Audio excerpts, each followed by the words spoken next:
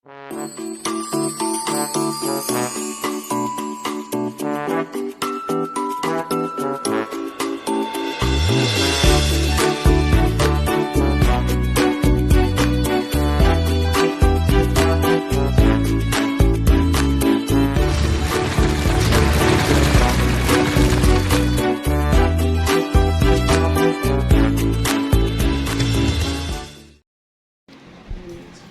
ngalan ng Ama, ng Anak at ng Espiritu Santo.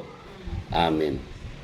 O dakilang Diyos na makapangyarihan sa lahat, ang Diyos noon, ngayon at magpakailanman, ang Diyos ni Abraham, Isaac at Jacob, ang Diyos ng Israel, ang Diyos na may-ari ng aming mga buhay, ang Diyos yung karapat-dapat namin sambahin sa Espiritu at katotohanan.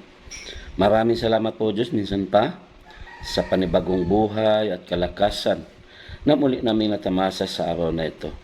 Salamat na ipinahintulot mo, Diyos, na magkaroon kami ng pagtitipon sa tahanang ito nila Sister Edna. Lubin mo, Diyos, na kaming lahat na narito ngayon ay iyong pagpalain sa pamamagitan ng aming pakikinig ng iyong mabuting balita. Lubin mo, Diyos, na ang mensahe na iparating mo sa bawat isa sa amin ay tumimo sa aming puso at maging daan ito, O Diyos, sa isang buhay na ganap at kasyasya, sa isang buhay na matagumpay. Kaya ngayon pa lang, O Diyos, inaangkin na namin, Panginoon, ang buhay na matagumpay na mula sa iyo sa pangalan ng Ama, ng Anak at ng Espiritu Santo. Amen at amen. Palakpakan natin ang Panginoon, purihin ng Diyos. So ang pagbasa, mga kapatid ko, sa Panginoong Hesukristo ay ating hanguin sa Ebanghelyo ni San Marcos, Kabanata 6, talata 1 hanggang 6. So sabi dito sa ating pagbasa, umalis doon si Jesus at nagtungo sa sariling bayan, kasama ang kanyang mga alagad. Pagdating ng araw ng pamamahinga, nagturo siya sa sinagoga. Nagtaka ang maraming nakarinig sa kanya at nagtanong, saan niya nakuha ang lahat ng yan? Anong karunungan ito na ipinagkaloob sa kanya? Paano siya nakakagawa ng mga kababalaghan? Hindi ba ito ang karpinterong anak ni Maria at kapatid ni na Santiago, Jose, Judas at Simon? Dito nakatira ang kanyang mga kapatid na babae, hindi ba? At siya ay ayaw nilang kilanlin. Sinabi ni Jesus sa kanila, ang propita ay ginagalang ng lahat, liban lamang ng kanyang mga kababayan, mga kamag-anak at mga kasambahay. Hindi siya nakagawa ng anumang kababalagan doon, maliban sa pagpapatong ng kanyang kamay sa ilang may sakit upang pagalingin ang mga ito. Nagtaka siya sapagkat hindi sila sumampalataya. Mga kapatid ko sa Panginoon, purihin ng Diyos, palakpakan natin ng Diyos sa pagkabasa ng kanyang mabuting balita. So, maraming salamat po minsan pa sa ating Panginoong Hesukristo sa kabila ng lahat na may mga pangyayaring dumating, tuloy pa rin ang ating banal na gawain dito sa tahanang ito nila Sister Edna. At ang paksa na aking ibabagi ngayon ay pamagatan ko pong familiarity. No? The negative and positive aspect about familiarity. So ito yung paksa natin na ating pagnilalayan ngayon. Ngayon, ano ba itong familiarity o familiar? Kung sa ating sariling wika, yun nga, pamilyar, pagkakilala, pagkasanay, sabihin sanay na sanay ka na sa uri ng pagkatao, pagkatalastas. Yan ang mga salitang sulbad o sa ating sariling wika tungkol sa pagiging familiarity. So ngayon, dito sa ating paksang, sa ating Ebanghilyong tinunghayan, ating makikita na mayroon dito tinatawag nating familiar, na kung saan pamilyar ang pagkatao ng ating Panginoon. Sa kanya mga kababayan, kilalang kilala na siya, mula pa nung maliit ang ating Pangsyokristo, mulang bata pa hanggang sa paglaki niya, ay kilalang kilala na siya ng mga kababayan niya. Kaya sabi nga, hindi ba ito ang karpintero na anak ni Maria, na kapatid nila Santiago, Jose, Judas at Simon? So, ipinakikita dito kilalang kilala nila ang Panginoon dahil yun nga po nasubaybayan nila ang paglaki ng Panginoong Hesukristo. Ngayon, ano nga ba ang kahalagaan sa ating buhay kapag pamilyar sa atin ang isang tao? So dalawang bagay ang aring maidulot nito sa ating buhay. No? Physically and spiritually, dalawang bagay na negative at naging positive. Naging negatibo tayo doon sa taong kilalang-kilala natin. At maaring positibo din doon sa taong kilalang-kilala natin. Kaya ito nga ang ating paksa, di ba? Sabi ko, the negative and positive aspect about familiarity. So ngayon, ito ngayon ang ating tatalakayin kung ano ang dapat, ano nga ba ang tungkol sa negative at tungkol sa positive. So una, itong negative na aspeto, ang negatibong aspeto ay, una, hindi nila matatanggap ang mensahe ng Diyos. No? Sa mga taong isabihin negative doon, katulad ng ating binasa, ang mga kababayan ng ating Panginoong Hesukristo ay negative sila dahil sa pagkakilala nila, pamilyar na sa kanila ang Panginoong Hesukristo. Kilalang kilala na nila ang pagkatao ng Panginoong Hesukristo. So sa kanilang panahon, hindi nila natanggap ang mensahe ng Diyos. They will not accept the message of God. Bakit hindi natanggap? Dahil negatibo ang kanilang pananaw tungkol sa Panginoong Hesukristo. Sa kabila ng kanilang paghanga, sabi nga, humanga sila. Di ba ito ang si Jesus na anak ni Jose, na karpentero, bilib na bilib sila dahil nakita nila kung gaano katalino ang Panginoon Kristo sa tuwing mga ngaral ito sa sinaguga. Ngayon, sa ating panahon, ano nga ba ang i-connection natin sa ating panahon? Paano ba maikukonekta nito sa ating buhay? Kapag negative tayo sa isang tao, lalo na sa katulad ng ating Panginoong Hesukristo na isang propeta, na isang mangangaral, nagpapahayag tungkol sa kabutihan ng Diyos, tungkol sa mga salita ng Diyos. So sa panahon natin ngayon, sino ba ang mga taong nagpapahayag ng mabuting balita? Walang iba, katulad namin, mga pastor, teacher, mga laiko at iba pa, at sa ating simbahan, nandyan ang mga kaparian. Kaya ito nga magiging resulta dalawa. Kaya nga, ang ating unang tiningnan, yung pagiging negative, hindi matatanggap ang mensahe ng Diyos kapag kilalang-kilala mo na ang taong ito. Halimbawa ako, o sa isang tao, nakilala mo kung anong uri bang pagkatao itong nagsasalita sa aking harapan. Kapag kilalang-kilala nyo na, ano bang, di ba dating lasinggero ito? Di ba dating bahumbado ito? Grabe ito kung makipag-away sa kalye, sa lansangan, no? Di ba ito yung nagkaroon ng kabit, ganyan, kung ano-ano mga kasamaan ang nakikita sa lumang buhay. So ito ang nagiging dahilan upang maging negative ang tao. At kapag ang taong ito naging lingkod ng Diyos, binago ng Diyos katulad nga namin, hindi ka makapaniwala sa Kanya, hindi mo rin matatanggap ang mga sinasabi sa Kanya. Halimbawa ako, bumalik man ako sa aming lugar, sa sarili kong bayan, at ganito ang aking gagawin, nagpapahayag ko ng mabuting balita. Nakilala nila ako mula at pamalit hanggang paglaki, kung anong uri ang aking pamumuhay noon, hindi sila basta-basta tatanggap ng mga salita na nagmula sa bibig ko. Amen. Sa bibig ko. Amen? So yun, sabi sa ating binasa, hindi nila tinanggap ang Panginoong Hesukristo. Amen? Inalipusta nila, nagagalit sila, dahil nga, nagagalit siya sa tuwing nangangaral ng Panginoong Hesukristo, tuwing magsasalita ang Panginoong Hesukristo. Dahil sabi nga daw sa Lucas 4:23-28, kahit sinabi ni Jesus, walang pagsalang, babanggitin ninyo sa akin ang kawikang ito, Doktor, gamutin mo ang iyong sarili. Sabihin ba din ninyo sa akin, gawin mo naman sa iyong sariling bayan ang mga nabalitaan namin ginawa mo sa Capernaum. At nagpatuloy ng pagsasalita si Jesus. Tandaan ninyo, walang pupitang kinikilala sa kanyang sariling bayan. Ngunit, sinasabi ko sa inyo, maraming babaeng balo sa Israel noong kapanahunan ni Elias nang hindi umulan sa loob ng 3 taon at kalahati at magkaroon ng matinding tagutom sa buong lupain. Subalit, hindi sa kaninuman sa kanila pinapupunta si Elias kundi sa isang babaeng balo sa Sarepta sa lupain ng Sidon. Sa dami-dami ng mga kitungin sa Israel, sa kapanahonan ni Eliseo, walang pinagaling isa man sa kanila, sinaaman pang taga-Syria ang pinagaling. Galit na galit ang mga lahat na nasa sinaguga ng marinig nila ito. Ano ibig sabihin? Kasi Hindi nila pinaniwalaan. Nawala ang kanilang pananalig.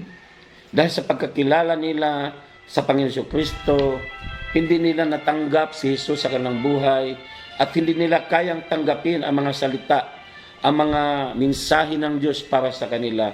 Kaya nangyayari, walang nangyayari sa kanilang mga biyaya at pagpapala. No? Kasi gusto nga nilang palayasin o patayin ang Panginoon. Sa ating buhay, kapag negatibo ang ating pagtanggap sa mga lingkod ng Diyos, dahil sa kilala nga natin kung anong ori ng pagkatao, minsan nire-reject natin ang taong ito. Nandiyan ka nga, nakikinig ka, pero sa puso mo, hindi mo tanggap ang mga sinasabi ng taong ito. Pag nalaman mo, ito pala ang preacher na, wala ka ng gana. Pag nalaman dumating ang preacher na ito na nung araw kilala mo sa pagkabarumbado, babaero, ano pa mang mga bisyo, iba't ibang mga bisyo ang sa kanya na iyong nasasaksihan. So kapag nagbago ito, hindi ka basta-basta makapaniwala. Ganyan ang nangyari sa ating Panginoon Kristo na nakita nila, nangangaral, nakita nila kung gaano karunong ang ating Panginoon, pero balit hindi nila pa rin kinikilala. Kaya ano nangyari? Nalimitahan ang yung kababalaghan doon o himala na nangyari sa kanilang bayan. Nalimitahan. Sino lang ang pinagaling?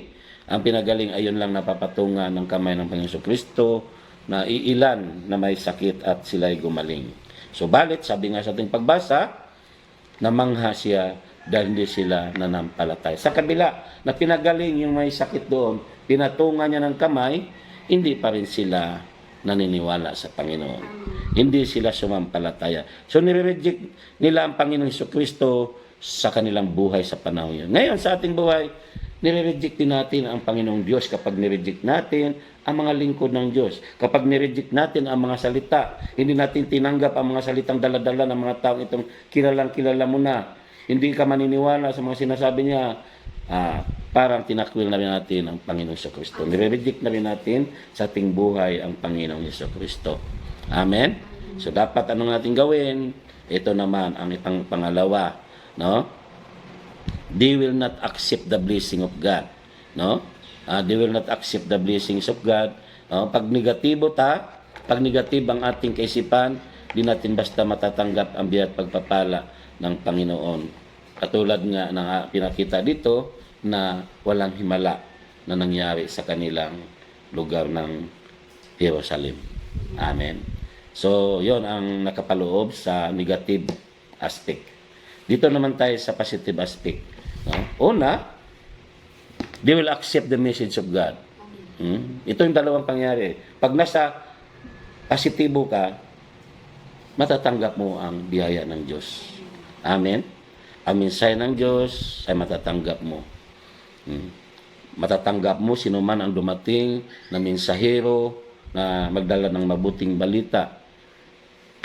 Amen. So kapag positive tayo, matatanggap natin ang mensahe ng Diyos.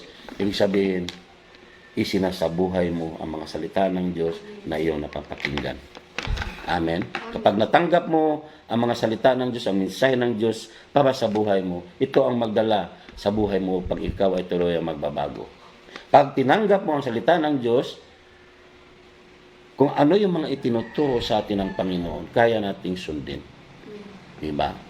Kapag hindi mo kayang sundin yan, napapabilang tayo doon sa negatibo ang kaisipan. Kasi marami sa atin na hindi kayang sundin, hindi kayang isabuhay ang mga salita ng Diyos. Isang halimbawa na lang dyan, parati kong inahalimbawa, sinasabi ng Panginoon sa Biblia, sa kanyang pangangaral, pagsisihan ninyo talikdan ng inyong mga kasalanan. Yung iba, nagsisisi nga, pero hindi naman tumatalikod. Diba? At ang iba naman, yung sinasabi ng Panginoon, na magpatawad kayo upang kayo ipatawarin. Hindi magagawa ng ibang magpatawad sa mga nagkakasala sa kanila. Magbigay kayo upang kayo bibigyan. Hindi kaya tanggapin ng iba ang pangangaral ng Panginoong Jesucristo base sa Biblia. So kapag hindi natin matatanggap ang mga salita ng Diyos, pinipili lang natin, limitado. Limitado rin ang mga biyayang darating sa ating buhay. Kapag may pananalig na, may tiwala ka na sa Panginoon, tanggapin mo ito at isabuhay mo. Amen?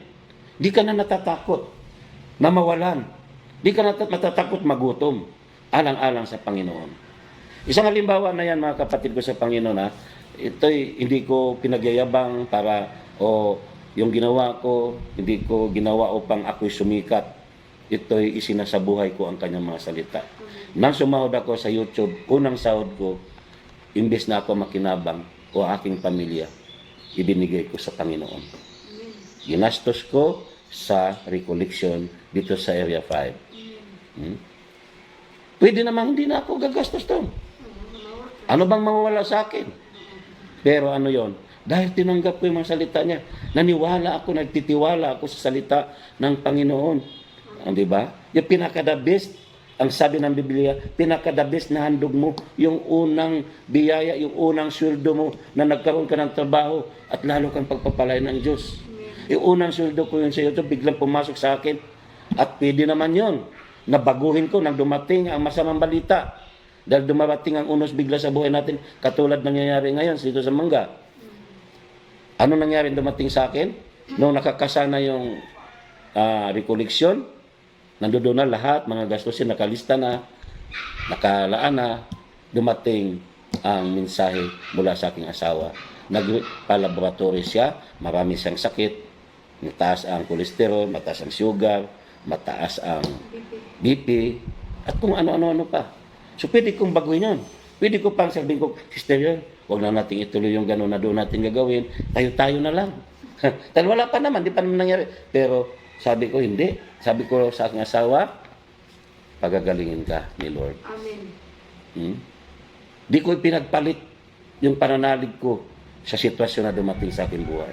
Di ako nagpa-apekto na hindi matuloy yung rekoleksyon ng kabataan at mga manggagawa.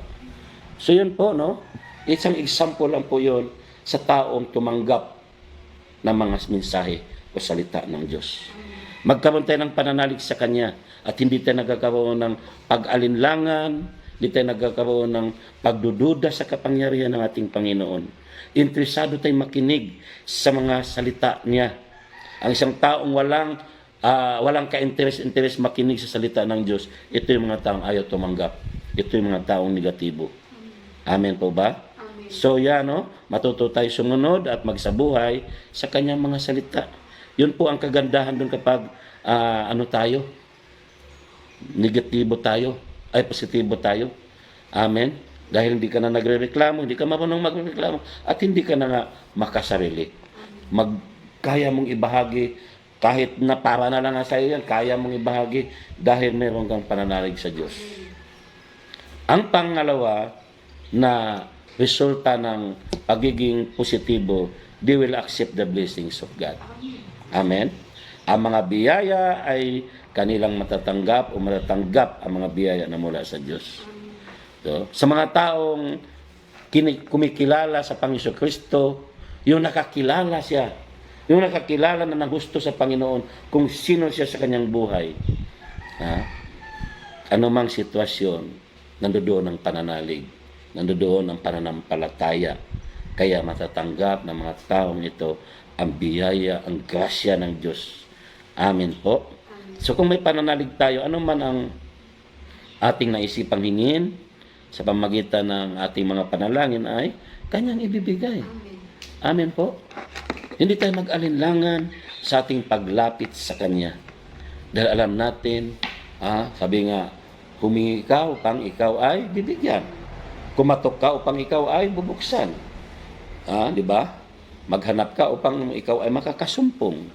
So manalig lang tayo sa Panginoon Hesukristo. Kaya nga, naging positive tayo dahil kilala mo na si Jesus kung sino siya sa buhay mo na hindi ka pababayaan. At naranasan ko na manghimala ng Diyos mula nung nandito ko sa gawain ni El Shaddai. Naranasan ko na kung gaano siya kapangyarihan sa buhay namin. Naranasan ko na kung paano siya kumikilos, kung paano siya naghihimala sa buhay namin. Amen? So yan mga kapatid ko sa Panginoon, ano man ang bagyo, ano man ang dumating sa buhay natin, dapat natin sundin o sa buhay ang mga salita ng Diyos. Ibig sabihin, pagpapakita yan kilala mo na, pamilyar mo na sa buhay mo si Jesus. Amen. Pamilyar, kung alam mo kung gaano ka pamilyar si Jesus sa buhay mo, di ka matitinag sa iyong pananampalataya. Dumating man yung sinasabing bagyo, lindol o unos sa buhay, na natili tayong matatag sa ating pananampalataya. Amen po ba? So yan lang po mga kapatid ko sa Panginoon ang ibabahagi sa hapong ito tungkol sa familiarity. Una, ang familiarity o pagkakilanlan natin sa isang tao, dalawa ang maging resulta. May negative at positive. At dapat doon tayo sa positive. Amen. Di natin magpagtagalin pa. Tumayo na tayong lahat at pikit natin ang ating mga mata. Tayo dumulog sa Diyos sa oras nito. Kausapin niyo ang Panginoon at tayo'y hindi tayo mabibigo sa ating mga pangailangan sa oras na ito. O dakilang Diyos na makapangyarihan sa lahat, maraming salamat sa maikling oras na kami ay nagninilay ng iyong mabuting balita. At Panginoon, nawa tumimo sa puso namin ang mensahe mo sa bawat isa sa amin. Sa mga puso na narito ngayon, aking mga kapatiran, sa tahanan nila Sister Edna, sa kanyang pamilya, O Diyos, pagpalain mo ang bawat isa, Sister Seriol, at iba pang mga narito ngayon. Lord, dalangin ko na sila ay patuloy mong ingatan, proteksyonan, ilayo sa namang uri ng kapahamakan. Pagpalain mo, Diyos, unang-una ang mga pisikal na katawan na patuloy na maranasan ang kalakasang pisikal at magandang kalusugan. Pagpalain mo po ang kanilang mga pangailangan, trabaho, negosyo, mga lagang hayop. Patuloy na pagpalain, O Diyos, at ganoon din ang kanilang buong pamilya, ang mga anak ni Sister Edna. Ikaw po ang patuloy na magpala sa kanila. Gabayan mo po sila, O Diyos, at magkaroon ng katagumpayan sa buhay, makamit nila ang kanilang mga pangarap. Lord, pagpalain mo rin ang lahat na makapanood ng videong ito sa YouTube, sa FB man. Dalangin ko na silang lahat, O Diyos, ay pinagpala mo na sa lahat ng aspeto ng kanilang buhay. Lord, maraming salamat. At ngayon pa lang, inangkin na namin na kami ay answered prayer na sa pangalan ni Jesus. At dalangin ko rin kung ano man ang halagang ipagkalob nila sa Panginoon, ibalik mo ng higit pang pagpapala sa kanilang buhay, sa pangalan ni Jesus, sa ngalan ng Ama, na Anak at ng Espiritu Santo. Amen at Amen.